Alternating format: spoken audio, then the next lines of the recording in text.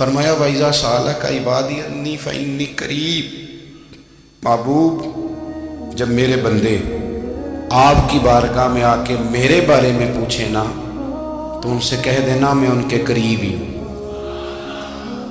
قریب ہی ہوں۔ دلیل کیا ہے؟ یہ جب بھی مجھ سے دعا مانگیں گے میں ان کی دعاؤں کو قبول فرماؤں گا، میں ان کے قریب ہوں، میں ان کے قریب ہوں۔ یہ جب بھی دعا مانگیں گے نا میں قبول کروں گا، میں ان کے قریب ہوں۔ اللہ تبارک و تعالیٰ کے بندے اللہ سے محبت کرتے، رب کی بارگاہ میں جھکتے، اس کو اپنے دکھ سناتے، اس کے پیارے محبوب صلی اللہ تعالیٰ علیہ وسلم کا وسیلہ لے کے اس کے حضور حاضر ہو جاتے، پیشانیاں سجدوں سے روشن ہوتی۔ ہم نا ہر چیز کے لیے وقت نکالتے ہیں، ہر چیز کے لیے، لیکن عبادت کے لیے وقت نہیں نکالتے۔ ہر شے آباد ہے، ہر شے، ہماری فیس بک بھی آباد ہے، واٹس ایپ بھی آباد ہے، ہمارے ٹویٹر بھی آباد ہیں، ہماری ہر چیز آباد ہے۔ سب سے کم آباد ہمارا مصلی رہ گیا ہے، سب سے کم۔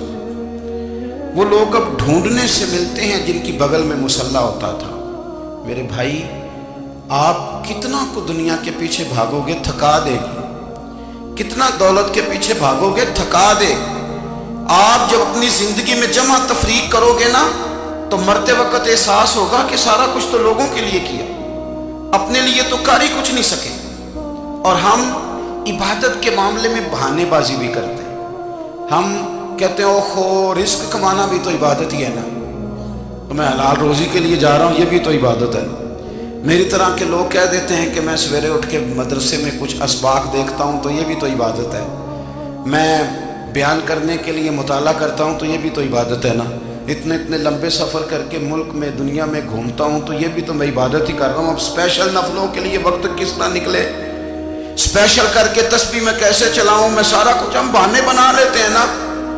میرا سوال یہ ہے کہ یہ ساری باتیں صحابہ کو، نبی کریم کو، دیگر لوگوں کو بھی تو پتہ تھی نا، لیکن آپ غور تو کریں 23 سال حضور کو وقت ملا، مختصر وقت ظاہراً تبلیغ کرنے کے لیے، پوری دنیا میں دین بھی پھیلانا ہے۔ گھر میں 11 ازواج ہے، 4 بیٹیاں ہیں، ان کی اولادیں، سارے کام کاج بھی دیکھنے، لیکن سیدہ طیبہ طاہرہ حضرت عائشہ صدیقہ رضی اللہ تعالیٰ عنہ فرماتی ہیں سارا دن تبلیغ کرتے، ہر غلام کے دکھ سنتے، گھر میں آتے تو اپنے گھر والوں کا خیال کرتے، کام میں ہمارا ہاتھ بٹاتے۔ قربان جاؤں، کہتی ہیں زمانہ سارا سو جاتا لیکن آمنہ کے لال مصلی بچھا لیتے۔ دنیا سو گئی، ساری سب سو گئے، جو خدام تھے، وہ جو غلام تھے وہ سو گئے۔ صحیح مسلم میں لفظ ملیں گے، سیدہ پاک فرماتی ہیں او میرے نبی کے غلاموں، میں نے یہ رنگ بھی دیکھا ہے کہ حضور نے اتنا کھڑے رہے، اتنا قیام کیا، اتنا قیام کیا کہ مقدس پیروں میں ورم آ گئے، سوج گئے پیر، اتنے بڑے۔ دل پہ ہاتھ رکھ کے نہیں بتا سکتا کہ میرے کبھی نماز میں پیر سوج گئے، کوئی نہیں بتا سکتا۔ بچوں کی روٹی کماتے تھک گئے بات الگ ہے، ہم سیر کرنے گئے تو تھک گئے بات الگ ہے، لیکن عبادت میں یہ بھی تو مسلم شریف ہے نا، یہ بھی تو دین ہے نا، یہ بھی تو حضور کی سنت ہے، یہ بھی تو وہ چیز ہے جو کریم کی آنکھوں کی ٹھنڈک ہے۔ سیدہ فرماتی ہیں پیروں میں ورم آ گئے، اور ساری رات ہی حضور نے نماز پڑھی اور ایک ہی آیت بار بار دہرائی۔ مسجد نبوی میں بلال حبشی نے فجر کی اذان دے دی اور حضور ابھی مصلی پہ تھے، کریم فارغ ہوئے، میں نے عرض کی یا رسول اللہ صلی اللہ علیہ وسلم آپ کے تو صدقے اللہ اگلے پچھلوں کے گناہ معاف کرے گا، تو آپ اتنی آہوزاری کیوں فرماتے ہیں؟ آپ تو شفیع ہیں، آپ تو انبیاء کے امام ہیں۔ تو حضور نے فرمایا عائشہ تم نے گنوایا ہے نا میرے اللہ کی مجھ پر کتنی رحمت ہے، افلا اکون عبدا شکورا، فرمایا اگر اس نے اتنی نعمتیں دی ہیں تو کیا میں اس کا شکر گزار بندہ نہ بنوں، میں شکر گزار بندہ نہ بنوں اس کا؟ پھر اگر اتنی نعمتیں اس نے دی ہیں، مجھے اتنا نوازا ہے، تو پھر میں اس کے سامنے سجدے نہ کروں؟ او میرے بھائی، بڑے قابل فخر لوگ ہیں ہم کہ ہم نبی پاک کے غلام ہیں، ہم قابل فخر ہیں کہ نبی کریم کے غلام ہیں، کیا کبھی اس غلامی کے شکرانے میں بھی 2 نفل پڑھے کہ یا اللہ تیرا شکر ہے تو نے ہمیں حضور کا غلام بنایا ہے؟ یاد رکھیں کہ اپنی روحانی زندگی کو آباد کریں، استغفار پڑھیں، تسبیحات کریں۔ حضرت عبداللہ ابن عمر رضی اللہ تعالیٰ عنہ حضرت عمر کے صاحبزادے، مکہ مکرمہ میں ان کی قبر ہے۔ میں نے جب انہیں پڑھا تو مجھے ان سے بڑا پیار ہو گیا، لیکن آپ کو پتہ ہے وہاں جا کے کسی شخص کا مزار تلاش کرنا یا پوچھنا ایک مشکل کام ہوتا ہے۔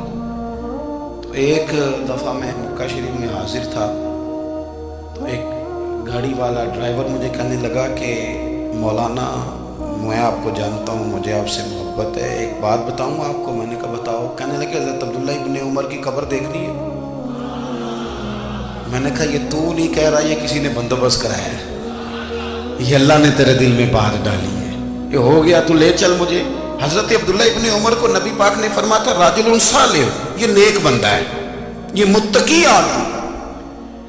حضرت عبداللہ ابن عمر رضی اللہ تعالیٰ عنہ سیدنا فاروق اعظم رضی اللہ تعالیٰ عنہ کے صاحبزادے ہیں، اور ان کی ہمشیرہ سیدہ حفصہ رضی اللہ تعالیٰ عنہ حضور کی زوجہ محترمہ ہے۔ ایک دن اپنی ہمشیرہ سے کہنے لگے کہ نبی کریم صلی اللہ تعالیٰ علیہ وسلم گھر میں آئے نا، اور اگر حضور غم امت میں پریشان نہ ہوں، طبیعت کو حشاش بشاش دیکھو، تو ذرا پوچھنا تو صحیح حضور کا میرے بارے میں کیا خیال ہے، پوچھنا تو صحیح کہ کریم کی بارگاہ میں میرا کیا مقام ہے، میرے بارے میں حضور کیا فرماتے ہیں۔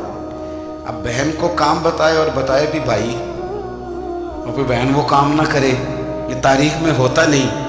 حضرت عمر فاروق رضی اللہ تعالیٰ عنہ کی صاحبزادی ام المومنین رضی اللہ تعالیٰ عنہ فرماتی ہیں کہ میں تو بس منتظر تھی۔ انہوں نے تو کہا تھا نا کہ اگر تم حشاش بشاش دیکھو تو بات کرنا، لیکن حضور تشریف لائے، میری باری تھی، میرے گھر تشریف لائے، کھانا پیش کیا تو فوراً میں نے عرض کی حضور ایک بات پوچھنی تھی۔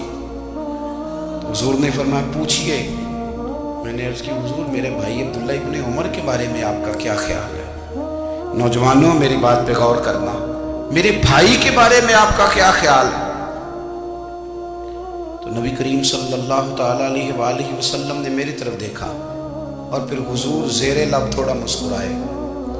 اور بریلی کے امام کہتے ہیں کہ حضور مسکرا دیتے تھے نا تو جو بڑا دکھی ہوتا تھا وہ بھی ہنس پڑتا تھا۔ اب سوال پیدا ہوتا تھا کہ پھر تو اس مسکراہٹ کے لیے انتظار کرنا پڑتا ہوگا کئی مہینے کہ حضور مسکرائیں تو رونے والے ہنسیں، تو اعلیٰ حضرت فرماتے نہیں، انتظار نہیں کرنا پڑتا، یہ مسکراتے رہنا تو حضور کی عادت ہے۔ جس کی تسکین سے روتے ہوئے ہنس پڑے، اس تبسم کی عادت پہ لاکھوں سلام۔ یعنی یہ تو عادت ہے حضور کی مسکراتے رہنا، اس کے لیے انتظار نہیں کرنا پڑتا۔ بھائیو آپ خیال رکھیں گے، غور کریں گے۔ حضرت عبداللہ ابن عمر رضی اللہ تعالیٰ عنہ کے بارے میں پوچھا تو سیدہ فرماتی ہیں کہ نبی کریم صلی اللہ تعالیٰ علیہ وسلم نہ زیر لب مسکرائے اور فرمایا حفصہ تیرا بھائی ہے تو اچھا، لیکن میں نے سنا ہے کہ عشاء کی نماز پڑھتا ہے تو فجر تک سویا ہی رہتا ہے۔ او نوجوانوں، 10 بجے تک سونے کی بات نہیں ہوئی، 9 بجے تک سونے کی بات نہیں ہوئی، 11 بجے اٹھنے کی بات نہیں۔ حضور فرمانے لگے میں نے سنا ہے کہ عشاء کی نماز پڑھ کے سو جاتا ہے اور فجر تک سویا ہی رہتا ہے، اسے چاہیے کہ تہجد کے وقت اٹھا کرے، اللہ کی بارگاہ میں حاضر ہوا کرے، آہوزاری کرے، سجدے کرے، عبادت کرے، اٹھتا ہے اور فجر میں جا کے اٹھتا ہے۔ حضرت جناب حفصہ رضی اللہ تعالیٰ عنہ کہتی ہے میں نے جناب عبداللہ ابن عمر کو پیغام دیا اور میں نے کہا میرے جوان بھائی سن، نبی پاک نے فرمایا ہے تو اچھا پر تہجد میں نہیں اٹھتا، نفل نہیں پڑھتا۔ او میری ملت کے جوانوں، مزہ نہیں آ جاتا جب ساری دنیا سوئی ہو، ساری دنیا، اور بستر بھی گرم ہو اور نیند بھی پورا غلبہ کر رہی ہو، اور اچانک گھنٹی بجے دماغ میں، آنکھ کھلے، گھڑی پہ نظر پڑے، 3:30 4 بجے کا پیغام گھڑی بتائے، اور کوئی چڑھتی جوانی والا اٹھ کے وضو کرے، اور جب وہ مصلی کھول کے بچھائے تو مدینے والے محبوب کہتے ہیں کہ ہر نماز پہ رب ثواب دیتا ہے، اور جو اٹھ کے تہجد کی نماز پڑھے اسے دیکھ کے تو رب مسکراتا ہے، جو اس کی شان کے لائق ہے، جو اس کی شان کے لائق، وہ مسکراتا ہے، خوش ہوتا ہے کہ میرا بندہ تہجد میں اٹھ گیا، وہ مسکراتا ہے۔ کاش ہماری صبحیں کبھی اپنے مالک کے نام ہو جائیں، کاش کے صبح حضرت ابو الحسن رحمۃ اللہ تعالیٰ علیہ حضرت معاذ ابن جبل رضی اللہ تعالیٰ عنہ کے پاس بیٹھا کرتے تھے، فرماتے ہیں ان سے جو پیار بڑھا تو پھر میرا مصلی سے بھی بڑھ گیا۔ تابعی ہیں، فرماتے ہیں صحابی رسول سے محبت ہوئی تو ذکر سے بھی ہو گئی، پھر درود شریف سے بھی ہو گئی، محبت ان سے بڑھی تو پھر اللہ نے مسجد کا پیار بھی بڑھا دیا۔ آپ فرماتے ہیں کہ میری ہر وقت طبیعت چاہتی تھی کہ بس اللہ اللہ کروں، بس اللہ اللہ کروں، بس نہ میں ذرا تھوڑی جان چھڑاؤں لوگوں سے، کوئی 10 منٹ ملے تو میں کوئی 4 نفل پڑھ لوں، میں تھوڑا سا نہ بچوں لوگوں سے، اور مجھے تسبیح ملے تو میں نہ کچھ 400-500 دفعہ استغفار پڑھوں، سبحان اللہ، الحمدللہ، اللہ اکبر، لا حول ولا قوت الا باللہ، میں نہ تسبیحات پڑھوں۔ فرماتے ہیں کہ بچے تھے گھر میں 6-7، غربت تھی، کام ملتا کوئی نہیں تھا، اور میں کام چور نہیں تھا، کام ڈھونڈتا تھا، پر اللہ کی قدرت کے کام نہیں ملتا تھا۔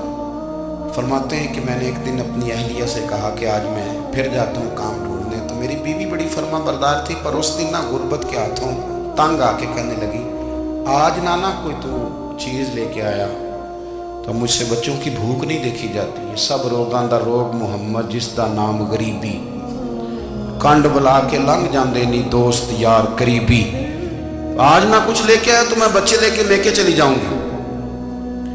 شیخ فرماتے ہیں کہ میں بڑا پریشان گھر سے نکلا، پر میں نے صبح سے لے کے زور تک کام ڈھونڈا، کام ملا کوئی نہیں، تو میرے دل میں خیال آیا چلو کام نہیں ملتا تو اللہ اللہ تو کرے نا، چلو بندوں کی مزدوری نہیں ملتی تو رب کریم کی عبادت ہی کرتے ہیں۔ فرماتے ہیں کہ میں نے نا فرات کے پانی سے وضو کیا، نہر کے، شدید دھوپ تھی، ساتھ ریت تھی اور ریت تپ رہی تھی، میں نے اپنا رومال وہیں مصلی کے طور پر بچھا لیا، اور فرماتے ہیں کہ زور سے لے کر عصر تک نماز پڑھی، دھوپ بھی پورے زور پہ، پر میرے سجدے کا ذوق بھی پورے زور پہ۔ فرماتے ہیں سورج بھی چمک رہا ہے اور رب کی عبادت کا ذوق بھی پورے زور پہ، میں سجدہ کروں تو پھر میرا اٹھانے کو جی نہ چاہے۔ میرے استاد لکھا کرتے تھے، یہ ان کا شعر ہے، وہ کہا کرتے تھے مجھے سوز دے، مجھے ساز دے، اور مجھے نیم شب کا نیاز دے، دم سجدہ خود کو میں توڑ دوں، مجھے ایسا ذوق نماز دے، اور میں تیری بہار کا پھول ہوں، میں کھلا بھی ہوں تو تیرے لیے، مجھے میری شاخ سے توڑ لے، مجھے اپنی زلف کا ناز دے۔ بھائی فرماتے ہیں کہ عصر تک میں نے نفل پڑھے، دل ڈھلنے لگا، عصر کی نماز پڑھی اور میں وہاں سے چلا۔ اب میں جب نکلنے لگا تو دل میں خیال آیا کہ چھوٹی چھوٹی دیواریں ہیں گھر کی، بغیر کچھ لیے جاؤں گا تو بیوی دور سے دیکھے گی تو شور کرے گی کہ پھر خالی ہاتھ آ گیا ہے۔ کہتے میں نے اپنے اسی رومال میں جس پہ میں نے نماز پڑھی تھی نا، رومال میں کیا دے پنجابی جی صافہ، کہتے ہیں اسی میں نا میں نے کچھ ریت بھر لی کہ وہ دور سے دیکھے گی تو سمجھے گی کچھ لے کے آیا ہے، چلو جا کے اسے بتا دوں گا کہ آج پھر مزدوری نہیں ملی۔ کہتے ہیں وہ ریت لے کر جب میں گھر میں گیا تو پہلے بیوی دروازے پہ کھڑی ہوتی تھی، پوچھتی تھی خالی ہاتھ آ گئے ہو؟ آج میں نے دیکھا تو ہے ہی کوئی نہیں۔ فرماتے ہیں میں اندر داخل ہوا، سلام لیے، کونے میں نے وہ رومال رکھ دیا اور میں نے آواز دی کہ بھلی مانس کہاں ہو؟ تو وہ کہنے لگی آپ منہ ہاتھ دھو لیں، میں روٹی لے کے آئی۔ میں نے کہا روٹی کہاں سے آ گئی؟ یہاں تو کئی دنوں کے فاقے، تو کئی دنوں کی غربت ہے، یہاں تو اس گھر میں تو فقیری ہے۔ فرماتے ہیں کہ وہ روٹی لے کے آئی اور اس وقت کی جو موجودہ نعمتیں تھیں، سمجھ لیں سلاد، اچار، ہر چیز ساتھ لائی۔ میں نے کہا کہ بچے کہاں گئے؟ کہنے لگی وہ کھانا کھا کے کھیلنے گئے، آپ کھانا کھا لیں آ جاتے۔ کھانا اس نے چن دیا۔ میں نے حیرت انگیز لہجے میں ساری نعمتیں اپنے دسترخوان پہ دیکھ کر کے بیوی سے پوچھا یہ کہاں سے آیا کھانا؟ بچوں کو تو نے کہاں سے کھانا کھلایا؟ یہ سارا کچھ کیسا ہے؟ کہنے لگی پتہ نہیں آج آپ کس کریم کی مزدوری کرنے چلے گئے تھے، پتہ نہیں کس کریم کی، میرے گھر میں تو اتنی نعمتیں آئی ہیں کہ مجھ سے سنبھالی نہیں جا رہی، اتنا اناج ہے، اتنا گندم ہے، کس کریم کے دروازے آج چلے گئے تھے۔ یہ کہتے کہتے وہ اٹھی اور اٹھ کر کے کہنے لگی پہلے بڑا کچھ آیا تھا، اب کیا لے آئے ہو؟ اور جا کر کے نا اس نے وہ ریت والا رومال کھولا، کہنے لگے میں تو لے کے آیا تھا ریت، تو میرے رب نے اسے بھی سونے اور ہیرے بنا دیا تھا۔ جب آپ کی توجہ اللہ کی جانب، میرے نبی پاک صلی اللہ تعالیٰ علیہ وسلم نے فرمایا ہر چیز اپنے رب سے مانگ، ہر چیز مانگ، ہر چیز مانگ۔ یا رسول اللہ کیا کچھ؟ میرے محبوب نے فرمایا تیرے گھر میں نمک بھی ختم ہو جائے تو وہ بھی اپنے رب سے مانگا کر، تو مانگنا وہ تجھے دے گا، تو اس کی بارگاہ میں کشکول طلب دراز تو کرنا۔ اور ترمذی شریف میں عجیب لفظ ہے، رسول کائنات نے فرمایا، رب کریم فرماتا ہے جب میرا بندہ ہاتھ اٹھاتا ہے نا تو مجھے حیا آتی ہے کہ میں خالی کیسے لوٹا دوں اس کے۔ اتنے بڑے بادشاہ کی بارگاہ میں دعا کی بڑی طاقت ہے۔ میرے نبی پاک نے فرمایا دعا مومن کا ہتھیار ہے، دعا مومن کا، دعا مومن کا۔ حضور نے فرمایا تقدیر کو سوائے دعا کے کوئی چیز نہیں بدل سکتی، دعا مومن کا ہتھیار ہے، یہ کافر کے پاس کوئی نہیں، یہ ہتھیار ہے مومن کا۔ اللہ کرے آپ کو سمجھ آئے، پھر سنیں، کئی بار کہہ چکا ہوں یہ ہتھیار ہے۔ کافر کے مقابلے میں جو تیرے پاس سب سے بڑا ہتھیار ہے وہ دعا ہے۔ دعائیں کرانی چھوڑ دی، کرنی چھوڑ دی، لینی چھوڑ دی۔ حضرت سیدنا انس بن مالک رضی اللہ تعالیٰ عنہ فرمایا کرتے تھے میں نے وہ رنگ دیکھا ہے جب حضور دعا مانگتے تھے اور حضور کی مقدس آنکھوں میں آنسو بھی ساتھ ہی بہا کرتے تھے، میں نے وہ انداز دیکھا۔ بھائی اپنا مصلی کا، عبادت کا، وظائف کا، اللہ اللہ کا سلسلہ اس کو مضبوط کریں، اپنی دعاؤں کے تعلق کو مضبوط کریں۔ دعائیں بڑے انقلاب برپا کر دیتی ہیں۔